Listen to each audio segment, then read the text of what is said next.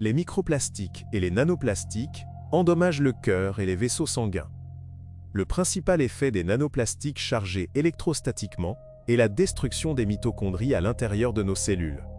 Le cœur est l'un des organes les plus énergivores du corps, et ce sont les mitochondries, les productrices d'énergie, qui lui fournissent la puissance nécessaire à chaque battement. Lorsque les mitochondries commencent à dysfonctionner, le cœur s'arrête littéralement. Le cœur ne dispose plus de suffisamment d'énergie pour maintenir un rythme normal ou des contractions efficaces. Les infarctus et les AVC demeurent les principales causes de mortalité dans le monde, toutes maladies confondues. Dans ce contexte, la découverte de microplastiques et de nanoplastiques à l'intérieur des plaques d'athérosclérose, ces dépôts denses dans la paroi artérielle qui rétrécissent les vaisseaux et peuvent obstruer la circulation sanguine, est particulièrement alarmante.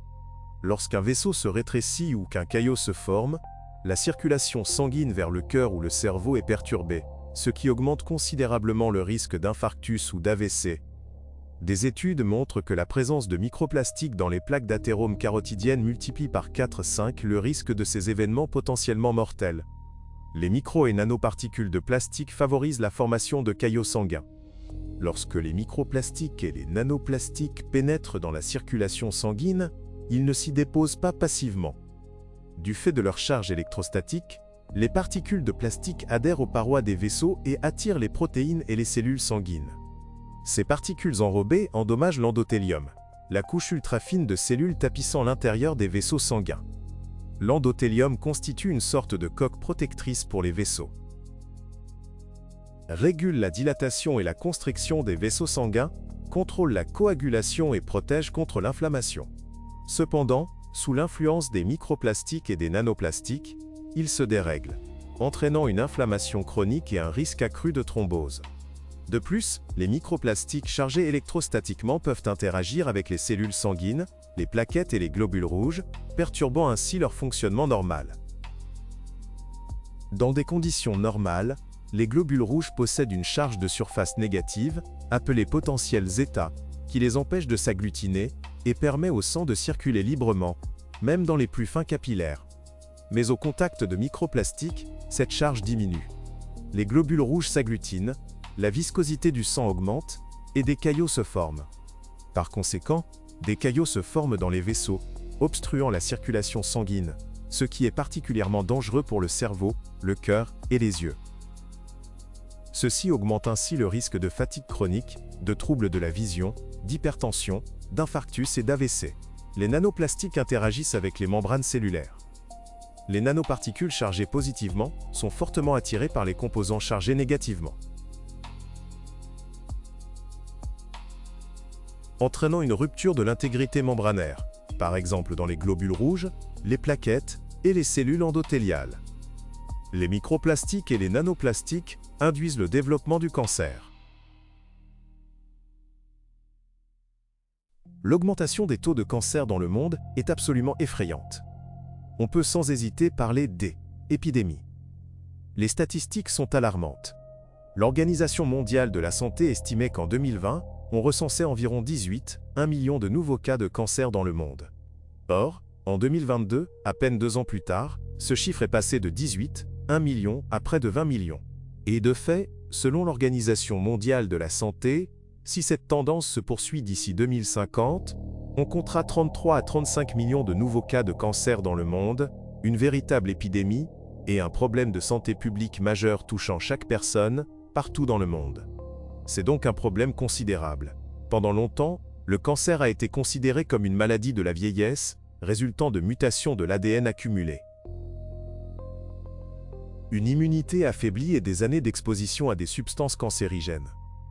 Mais aujourd'hui, à cause de l'exposition aux nanoplastiques, des mutations peuvent commencer à s'accumuler dans l'organisme à des stades de la vie beaucoup plus précoces. On observe une augmentation du taux de cancer dans le monde entier, chez les enfants et aussi chez des personnes beaucoup plus jeunes qu'auparavant. Donc, ce qui se passe actuellement, c'est que nous constatons, on observe une augmentation des cas de cancer chez les enfants et les jeunes adultes, et ce n'est probablement pas dû au tabagisme, à l'alcool ou à quoi que ce soit d'autre. Il semble qu'un autre facteur environnemental soit en cause, provoquant ces cancers à un rythme alarmant, et la situation s'aggrave. C'est donc un problème très grave, oui, Et l'une des pistes possibles pour expliquer ce phénomène, dont nous reparlerons, est celle des nanoplastiques. Ces 30 dernières années, nous avons constaté dans certains pays une apparition précoce des cancers, ce qui permet de diagnostiquer les tumeurs plus tôt qu'auparavant. Par exemple, le cancer colorectal est en moyenne détecté et diagnostiqué plus tôt qu'il y a 30 ans. Un dysfonctionnement mitochondrial pourrait jouer un rôle clé dans le développement tumoral. L'affection est causée par l'exposition aux nanoplastiques. Ce phénomène se produit par l'accumulation de mutations dans l'ADN mitochondrial et la perturbation des mécanismes normaux de mort cellulaire, ce qui, ensemble, réduit la capacité de l'organisme à éliminer les cellules endommagées et augmente la probabilité que ces cellules se transforment en cellules tumorales. Ces cellules tumorales sont donc très agressives et, normalement, elles n'absorbent que ce qu'elles peuvent utiliser. Que pourrait-il se passer? Par exemple, elles pourraient produire de l'énergie à partir de ces plastiques, ou bien certains mécanismes seraient activés, aidant ainsi les cellules pour se déplacer plus rapidement que prévu. Il nous faut donc étudier ce phénomène. C'est une question cruciale, et nous nous y attelons précisément afin de comprendre les mécanismes par lesquels ces cellules utilisent les plastiques pour faciliter leur migration. Les nanoplastiques augmentent les niveaux d'espèces réactives de l'oxygène dans les cellules et les tissus des organes.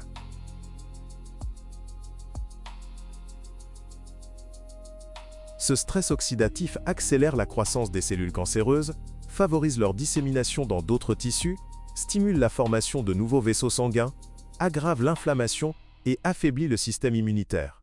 De plus, le stress oxydatif élevé induit par les nanoplastiques chargés électrostatiquement favorise la survie des cellules tumorales et réduit leur sensibilité au traitement.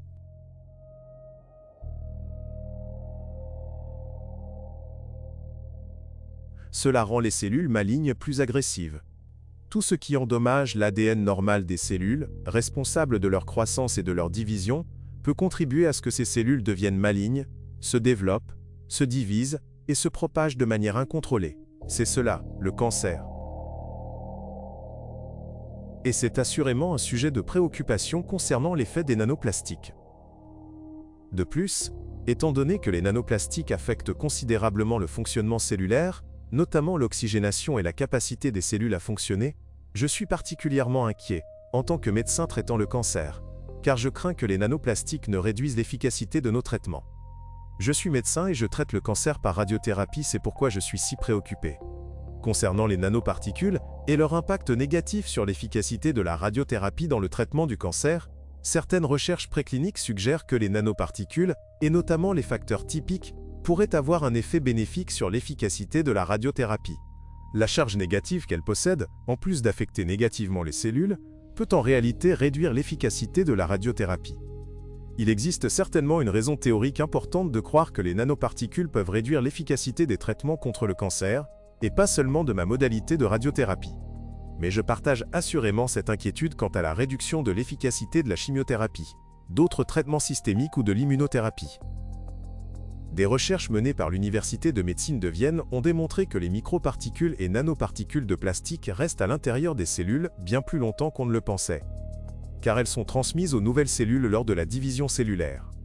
De plus, des indices préliminaires suggèrent que ces particules de plastique pourraient jouer un rôle dans la métastase tumorale. Voilà donc l'un des problèmes. La tumeur se développe très rapidement et se dissémine ensuite. Or, nous avons observé que ces particules sont conservées par les cellules même après la division cellulaire. Elles facilitent alors la migration cellulaire et permettent aux cellules de se déplacer plus rapidement. C'est une propriété que l'on observe également chez les cellules tumorales présentes dans l'organisme, ce qui leur permet de migrer vers d'autres parties du corps et même de métastaser. Nous devons donc supposer que, dans l'organisme, ces cellules tumorales peuvent utiliser ces plastiques pour proliférer et se déplacer. Lorsque j'ai abordé le sujet des plastiques, je me suis dit que était là que nous introduisions.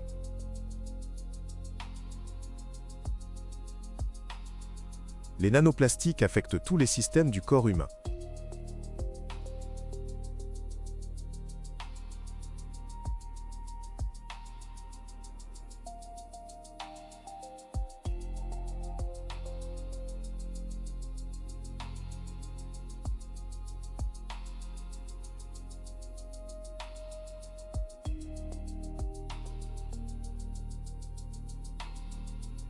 Ils agissent comme un déclencheur, enclenchant une cascade de processus qui mènent à des maladies graves du fait de leur charge électrique.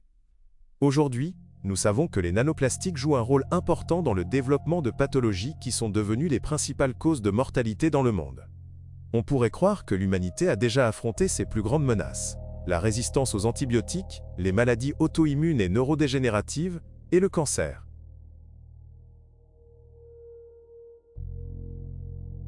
Pourtant, il y a quelque chose d'encore plus terrifiant que la maladie elle-même. Imaginez une vie ordinaire, se sentir en pleine forme, débordant d'énergie, aller à la salle de sport, faire une présentation, voir des amis. Et puis, soudain, on meurt. Le corps cesse de fonctionner comme si on avait éteint la lumière.